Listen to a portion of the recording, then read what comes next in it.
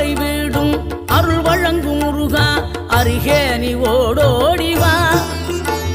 மூவிரண்டு முகம் ஜொலிக்க ஆறிரண்டு கரங்களுடன் ஆதரவு தர ஓடிவா ஆறுபடை வீடும் அருள் வழங்கும் முருகா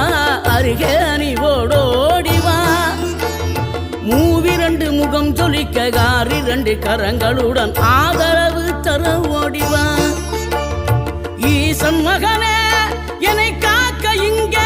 உனையன்றி வேறாரையா